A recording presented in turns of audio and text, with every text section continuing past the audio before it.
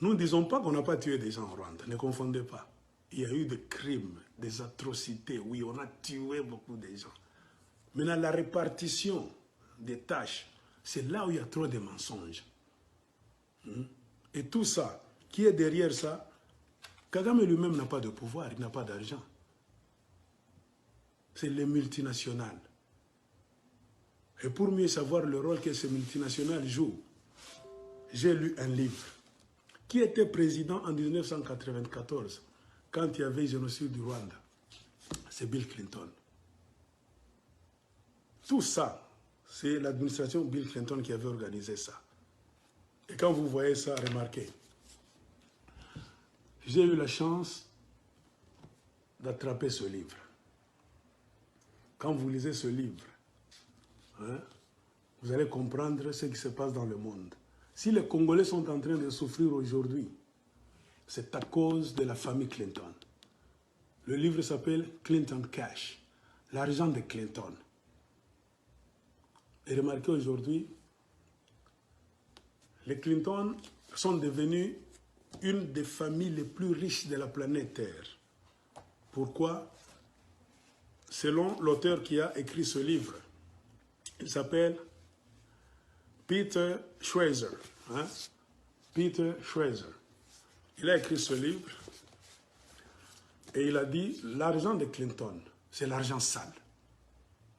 Et je me souviens, pendant les campagnes, quand Hillary était devenue candidate chez les démocrates, ils étaient en débat avec Donald Trump. Donald Trump lui avait posé la question, vous avez la fondation Clinton, dites-nous là où vous trouvez votre argent. Hillary Clinton a voulu parler, il y a même des vidéos, tout ça. Hein? Entrez même si vous avez des internets chez vous, sur YouTube, écrivez Donald Trump and Hillary Clinton debate. Vous allez voir Donald Trump en train de dire que votre organisation, c'est une organisation criminelle. C'est-à-dire qu'il y a trop d'argent sale dans votre organisation. C'est ce qu'on appelle fondation. Donald Trump disait à Hillary clairement, your foundation is a criminal enterprise. C'est-à-dire votre fondation, c'est une entreprise criminelle. Donald Trump connaît beaucoup de choses. But just briefly, the Clinton Foundation made it possible for 11 million people around the world with HIV/AIDS to afford treatment, and that's about half of all the people in the world. But there is no evidence, but there is a lot of evidence about the very good work and the high rankings that the Clinton Foundation It's a criminal enterprise. Saudi Arabia giving $25 million, Qatar, all of these countries. You talk about women and women's rights. So these are people that push gays off buildings. These are people that kill women and treat women horribly, and yet you take their money. So I'd like to ask you right now, why don't you give back the money that you've taken from certain countries that treat certain groups of people so horribly? Why don't you give back the money? I think it would be a great gesture, because she takes a tremendous amount of money, and you take a look at the people of Haiti. I was at a little Haiti the other day in Florida, and I want to tell you, they hate the Clintons, because what's happened in Haiti with the Clinton Foundation is a disgrace. And you know it, and they know it, and everybody knows it. Well, very quick. Donc Donald Trump comme un fou. Mais ce monsieur a raison très bien. On veut le mettre à côté, pourquoi? Pendant sa présidence, il est en train de détruire les réseaux que la famille Clinton avait déjà tissés pour créer des guerres et s'enrichir au détriment de beaucoup de gens en Afrique. Et spécialement le Congo, c'était leur terrain. Selon le livre, quand vous lisez, il y a un chapitre qui m'a intéressé. Surtout vous qui êtes au Canada, aux États-Unis, moi je me plains, même en Afrique du Sud. Les livres sont moins chers là-bas. Quand vous lisez le chapitre 8, c'est à la page 119. Hein? On vous dit World Economics, the Clinton do Africa. Donc, les Clinton ont su créer une économie de warlords, les seigneurs de guerre. Cette famille, c'est une famille démoniaque, satanique. C'est eux, ils mettent dans chaque pays les seigneurs de guerre. C'est-à-dire, c'est eux qui créent des rebelles. Ils leur donnent des armes pour déranger les pays dans lesquels ils veulent pénétrer pour voler. Et le cas le plus flagrant, c'est la République démocratique du Congo. Clinton, c'est lui qui a mis la fondation en 1994. C'est Clinton qui a choisi Kagame. C'est Clinton qui a fourni beaucoup d'armes à Kagame, qui lui a donné dans les mains de Museveni, prépare-moi le terrain pour entraîner ces gens. C'est Clinton qui a aidé Kagame à prendre le pouvoir. C'est Clinton qui a corrompu, qui a bloqué les actions de l'ONU. C'est Clinton qui a bloqué la France. C'est Clinton qui a bloqué la Belgique pour ne pas même sauver des gens au Burundi et au Rwanda. Donc on pouvait sauver beaucoup de gens là-bas, que ce soit des Hutus ou bien des Tutsis, pendant les choses là qui s'est passées. Imaginez-vous, les gens commencent à s'entretuer. La vérité, on te dit, c'est quoi? Clinton avait donné trop de possibilités à Kagame. Parce que Kagame a commencé à attaquer le Rwanda, c'est au début, la fin 1990, début 1991.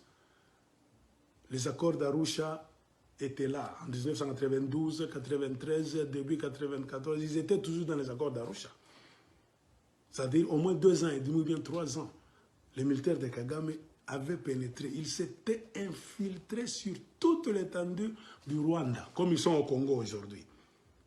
Et quand ils ont vu qu'ils étaient prêts, ils avaient occupé tous les points stratégiques en infiltration. Les autres étaient comme en civil, mais ils étaient déjà là, ils communiquaient.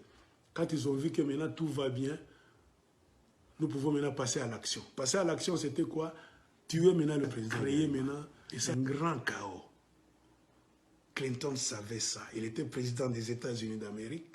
Les 3 missiles avec lesquels on a tiré l'avion de Berman étaient transportés dans les véhicules de l'ONU. L'ONU qu'on appelle Minuar, qu'on appelait Minuar au Rwanda.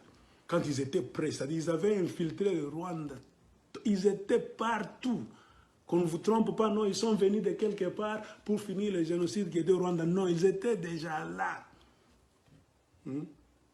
Quand on a tiré maintenant l'avion, c'était leur signal. Quand on tire, maintenant, il faut déclencher. Et quelques jours avant, comme je vous avais dit dans ma vidéo passée, Clinton a pesé sur la Banque mondiale, le Fonds monétaire international, ils ont coupé l'aide au Rwanda. Il a pesé sur la coopération militaire de tous les pays du monde pour ne pas coopérer avec les militaires du Rwanda de Biarimana. C'est-à-dire qu'ils ont placé le Rwanda de Biarimana sous embargo militaire. On était derrière. C'est-à-dire, et tout ce qu'il fait, ce n'était pas pour rester au Rwanda, en prévision donc de faire sauter le verrou, c'est-à-dire de mettre leur homme à Kigali, et Museveni était déjà leur homme en Ouganda, pour commencer maintenant à faire la guerre au Congo, percer entrer au Congo. C'était ça l'objectif ultime. Tout ce qu'ils disent, génocide du Rwanda, ils en parlent, ce sont des hypocrites. Ils ne regrettent même pas les morts du Rwanda. Pourquoi ils ont fait ça sciemment? C'était le sacrifice rwandais qui allait permettre à Kagame de prendre le pouvoir, de percer la porte du Congo pour voler les richesses les plus chères de la planète Terre et rester là. Et ce sont ces richesses-là qui ont permis à beaucoup de gens de devenir riches. Clinton a tissé ces liens-là. Il savait qu'un jour je ne serais plus président. Avant mon départ, c'est pourquoi il a tout fait pour tuer Laurent Désiré Kabila. Pour qu'il savait que si moi je finis ma présidence, je pars. Il peut y avoir un autre président américain qui peut venir, qui sera contre mon idéologie. Il peut venir changer les choses. Kagame ne sera plus dans de bonnes mains. Il ne sera plus comment entrer au Congo. Il fallait tout faire pour paralyser le Congo. Et la mort de Laurent Désiré Kabila, c'était le début de la paralysie interne du Congo. Et ils ont utilisé la méthode qu'ils utilisaient au Rwanda. Travailler avec l'ONU, la MINUAR, qui est devenue MONUC, MONUSCO, qui fait le même job qu'au Rwanda, qui fait entrer les armes, qui fait infiltrer même les Rwandais au Congo. Donc nous sommes combattus par l'ONU et beaucoup d'institutions du monde. Et Clinton s'est retiré, il n'est plus président, mais il a réussi de mettre en place des organisations. Il a réussi à donner les mines du Congo à des multinationales. Et maintenant, comment est-ce qu'il reçoit l'argent? Il s'est retiré, il a formé, c'est ça, selon ce livre. En se retirant, Clinton a formé ce qu'on appelle la Fondation Clinton. Il s'est retiré là, il se met comme un bon.